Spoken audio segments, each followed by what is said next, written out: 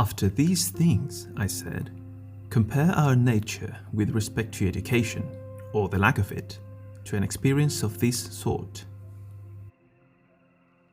Visualize human beings living in an underground, cave-like dwelling, with a large entrance open to the light on its way up across the entire cave.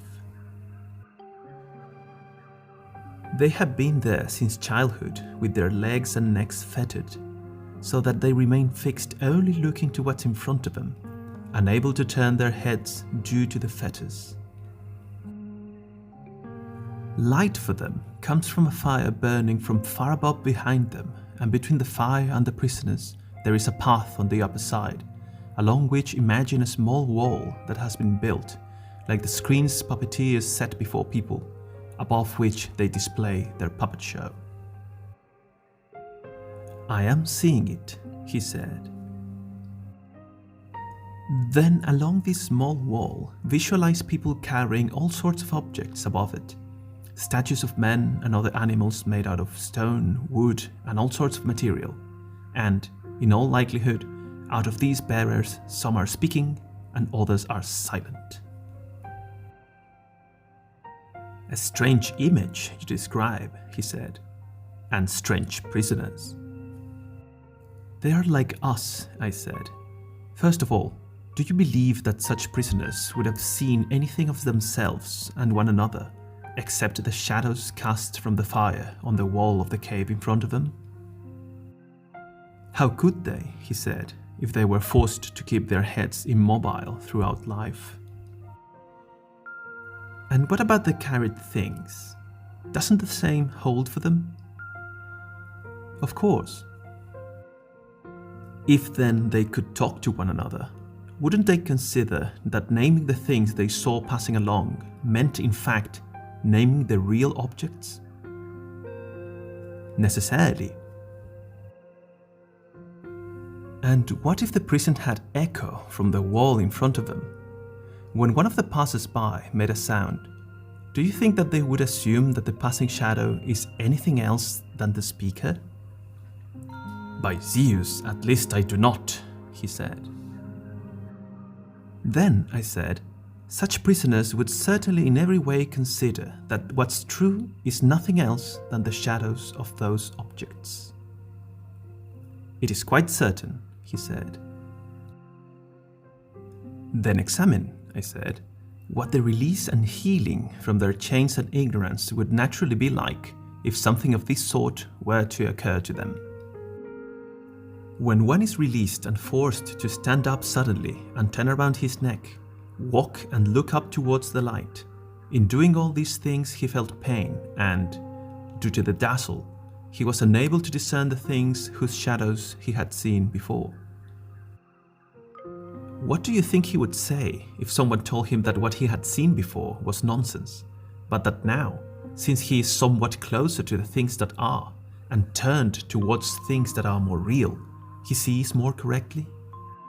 And if also someone were to point out to him each of the passing things and force him through questions to answer what they are, don't you think that he would be at a loss, and that he would consider that the things he saw before were truer than the ones he's now being shown? Far truer, he said. And if then someone forced him to look towards the light itself, wouldn't he feel pain in his eyes and turn around and flee towards those things that he is able to discern, and consider them to be, in fact, clearer than the ones that were pointed out to him? He would, he said.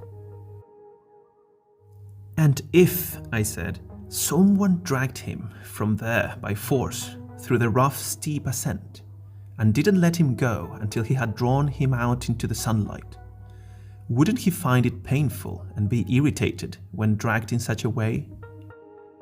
And when he came into the light, wouldn't he have his eyes full of the light of the sun, not being able to see a single one of the things that we are now calling true? He would not be able to see them, he said. Not immediately. I think that he would certainly need adjustment time if he wants to see the things above. First, he would be able to discern shadows most easily. then reflections in water of men and other things, and finally, things themselves. From these, he would be able to contemplate the things in the sky and the sky itself at nighttime more easily, looking at the light of the stars and the moon, than looking at the sun and the light of the sun during the day. Of course.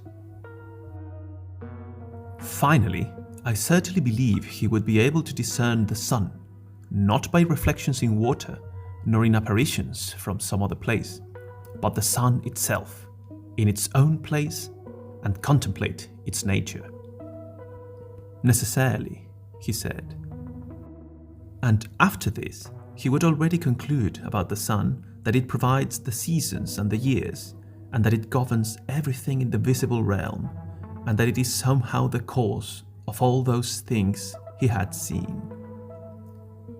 It is evident, he said, that this would be the next step.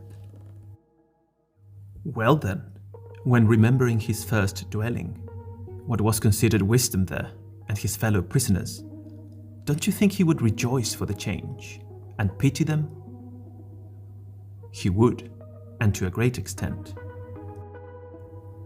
And if there had been some honours and praises that they gave one another, and prizes for the sharpest at discerning the shadows of the passing things, and for the one who best remembered which things usually were carried first, which later, and which at the same time, and hence most able to anticipate what was to come, do you think our man would want to have these rewards, or be jealous of those among the prisoners who were honoured and held power?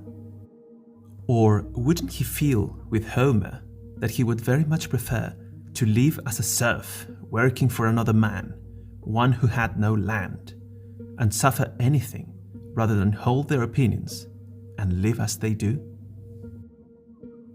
I, at least, think thus, he said, that he would suffer anything rather than such a life. And consider this too, I said. If such a man again descended into the cave and took his old seat, wouldn't his eyes be full of darkness, having come from the sunlight in such a sudden way? They indeed would, he said. And if he had to compete again with those perpetual prisoners and discern those shadows, with his vision still dim, and before his eyes had recovered, and this time to get used to it would not be very short, wouldn't he cause ridicule? And wouldn't it be said of him that he returned from his trip upwards with his eyesight destroyed, and that it is not worthwhile even to attempt the ascent? And when someone tried to free them and lead them upwards, if somehow they could get their hands on him and kill him, wouldn't they kill him? They certainly would, he said.